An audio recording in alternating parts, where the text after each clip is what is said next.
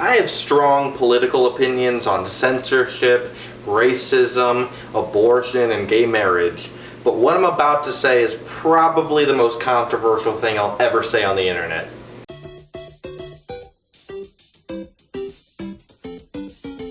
Hi, welcome to the show Carson in the Attic. I'm your host, Carson in the Attic. The show is a new format now. I'm less lazy, I'm standing. Today, I'll be discussing the Super Mario Bros. Movie. Now, Roger Ebert, Rotten Tomatoes, IMDb, they all show that this movie is pretty rough to watch. Super Mario Bros. Movie stars John Leguizamo, Bob Hoskins, and Dennis Hopper.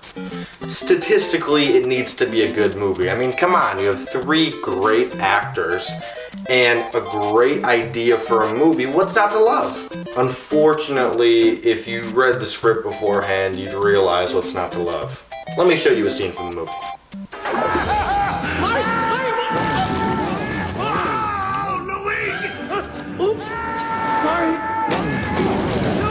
It's not a real film, it's an acid trip. But you might be asking yourself, Carson, why did you title the video what you titled it? Why do you think the movie's amazing? Well, to be clear, I don't only think the movie's amazing, I think the movie is revolutionary. Before you start complaining, let me just explain what I'm talking about. The movie itself is bad. The production value, the acting, every line that comes out of every actor's mouth is just garbage. I get it. It doesn't get a pass just because it has Bob Hoskins in it. It almost does because that man is a straight up gangsta. I have never felt so white in my life saying that word. Let's break down the statistics of the film. The movie's budget was over $40 million. Fair budget. A lot of movies are made for $100 million or $150 million. Even though it sounds like a lot of money to us, in movie money, that's not that huge of a budget. Especially for Nintendo, such a large company making a movie about their largest franchise that they own. They hired two first-time directors to make the film, and they hired John Leguizamo, who's just starting out as an actor, to play Luigi.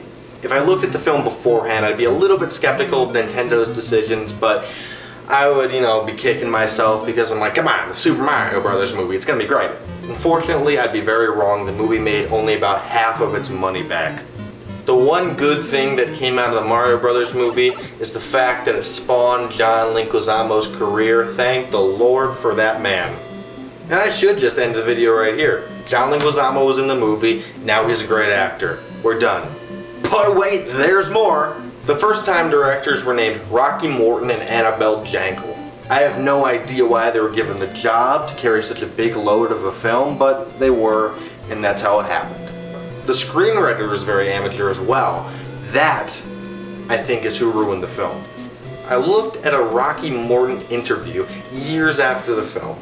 This is after all the hate on the Super Mario Bros. Movie. Nintendo was scared to ever make a live-action film again. But it sucks, because I'm not going to ever get a Metroid movie. I want a Metroid movie. Chloe Grace Moretz could play Samus. I'm serious, guys. Let's do that. So this interview was years and years after that. They were talking to him about it. He'd never work in Hollywood again. She'd never work in Hollywood again.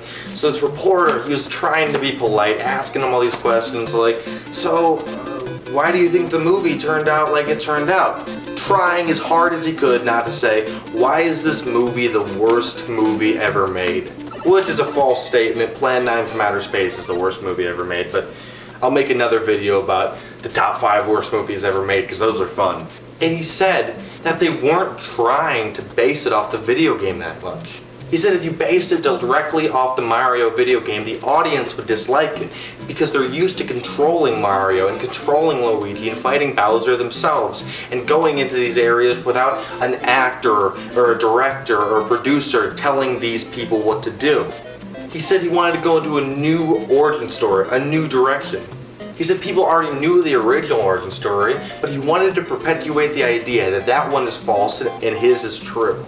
That over years and years and years, the mythology of the Mario universe got all twisted, and now we think of him as this melancholy plumber who wears those weird raccoon tails. When in fact he saved a whole alternate dimension with his brother Luigi Mario. By the way, that's the best intentional joke in that movie, is the Luigi Mario joke. Name? Mario. Last name? Mario. Okay, what's your name? Luigi. Luigi? Luigi Mario. And I read this interview, and all I could think is, this man is a genius. He's a genius in the thought that he had on executing this movie. The execution was poor, I understand the production was bad, the acting was bad, every line was bad, I get it. But you just listen to this broken man talk about how he had a good idea, but it didn't work out in favor for him. The interviewer asked, why did things look different, so much different from the video game? He said that if he tried to do that stuff on a live action screen, it would look just as silly.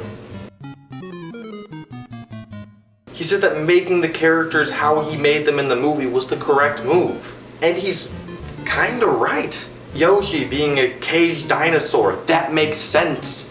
Yoshi's a weird character. You can't just stick him into a movie and expect it to transfer well. And Mario and Luigi, people complained that Bob Hoskins and John Leguizamo didn't look like their characters. How do you expect them to look? These are two incredible actors trying their best. They need to look like plumbers. They can't look like cartoon characters when you interpret into a live action film. It doesn't work like that. And I know I'm the only one that feels this way, and I'm the only one that shows any empathy for the guy that made this movie.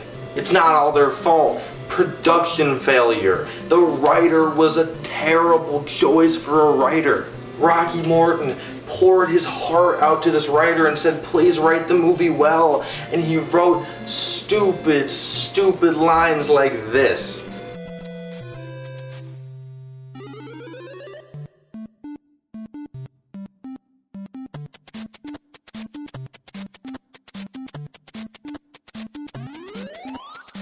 It's sad, really. If you agree with what I'm saying, subscribe, like the video. Please support my channel. I only have 26 subscribers. How did the numbers ever get so high? Other than that, comment what you want me to do next. I'm thinking about making this a new segment, talking just about bad movies and how they could be improved. I don't know what to name it yet, so let me figure that out. But other than that, I'm out.